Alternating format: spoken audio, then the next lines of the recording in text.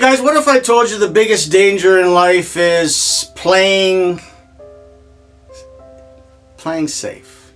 Yeah, that's right. Never taking a risk, to me, might just be the riskiest move that you'll ever make. And no, hold on a second. I'm not talking about eating how about this, that gas station sushi? That's just bad judgment. I'm really talking about your faith. Maybe talking about your future.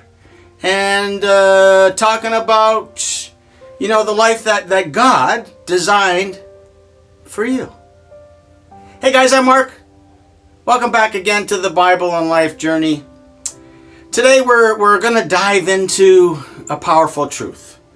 Not taking risk is, I believe, the biggest risk of all.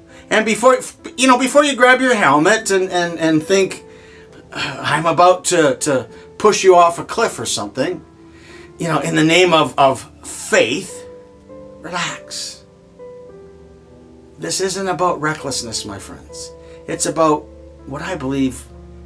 It's about trusting God enough to take a step out of your comfort zone. You know what I mean?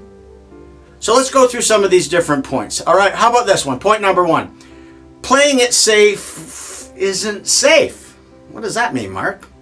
Well, come on, guys. You got to be real. Playing it safe sort of feels like, well, safe.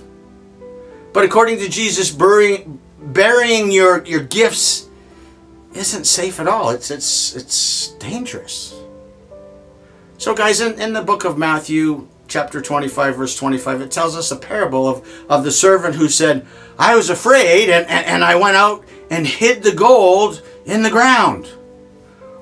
The result? Well, the master wasn't too happy. Do you know that story? Look it up. See, guys, playing it safe cost him everything. And here's the lesson in that story, guys. Fear of failure. Please listen.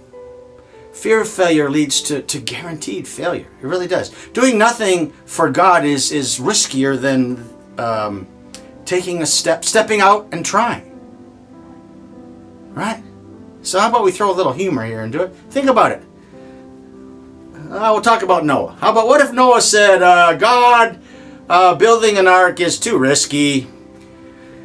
Where I live, the people might laugh at me. Well, newsflash, they did. They laughed at him. But what was amazing about Noah, was the floating while everybody else was treading water. Think about that story. All right, point number 2, faith requires risk. In Hebrews 11, verse 6, it's a great verse. It reminds us that without faith, it is impossible, did you get that word? To please God. Faith isn't about, sitting on the couch or in your recliner and waiting for God to sort of drop blessings into your lap. Faith is about stepping out, how about this? Stepping out before you see the full picture. Do you do that? See, Abraham left his home without a GPS, right? Peter stepped out, his story, he stepped off the boat. And even though walking on water wasn't exactly in his history or on his resume, he did it. These people weren't reckless. I don't think so. They were faithful. Faith and risk, to me, they go hand in hand. And if you're waiting until you have like zero doubts and zero fears and you want that, people today, give me that 100% guarantee of success, you're going to stay in your same spot and you'll never move. All right, point number 3. Do you guys understand that God honors courage? Joshua 1:9 says, be strong and courageous. Don't be afraid and do not be discouraged, for the Lord your God will be with you wherever you go. Wow. Notice God didn't say, be safe, Mark, and make sure you're comfortable, Mark. He didn't say that. He said, be courageous. Courage. Courage doesn't mean, you're fearless. Hope you understand that. It just means you move forward even while shaking a little bit in your hands and maybe in your sandals or your shoes. So hey guys, I don't know, maybe this is just me. You ever notice how the Bible never has a story like this? And Sarah stayed home, played it safe, and lived happily ever after. There's no stories like that. Nope, they don't happen. Every hero of faith, I believe, had to take a leap. Don't you? Sometimes a leap into the unknown.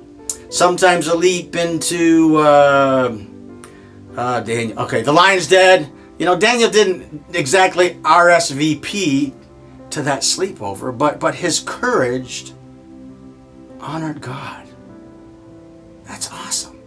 All right, guys. Point number 4, the cost of standing still. Think about this. This I believe is the truth. When you refuse to take risks for God, you risk missing out on the very life I believe that He has planned for you.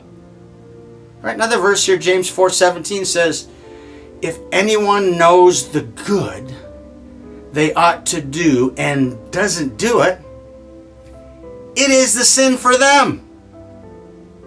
See, guys, staying still when God says move isn't safety. It's well, here's a tough word. Disobedience. Not trying is I believe worse than failing. Because when you fail, you learn. I'm sure you've heard about failing forward, right? And when you try, you grow. But when you do nothing, guys, you shrink. All right, little call to action for you today, guys, my friend. So here's a question for you. What's the biggest risk in life? Not taking one. That's what I believe. Living stuck, playing small, hiding your talents, your gifts, saying no maybe when God is calling you to say yes.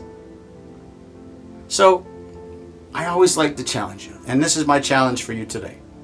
Please, my friends, take that step of faith. Start that conversation. Engage in that conversation. Apply for maybe that opportunity. Forgive. This is a tough one. Forgive that person that you need to forgive. Maybe launch your dream. But do something bold. Not because you're fearless, but because our God, your God, is faithful. All right, my friends.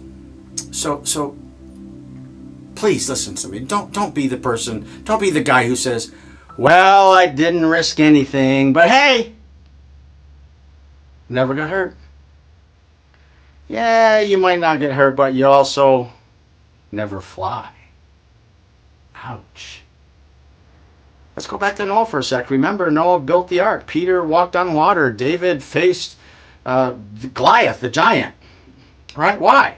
Well, I believe because they took a risk of faith. And I really believe, my friends, you can do it too. So do me a favor. Subscribe to the Bible and Life Journey for more of these, faith-filled wisdom type of messages. And trust me, the only thing riskier than following God is not following Him at all. God bless you.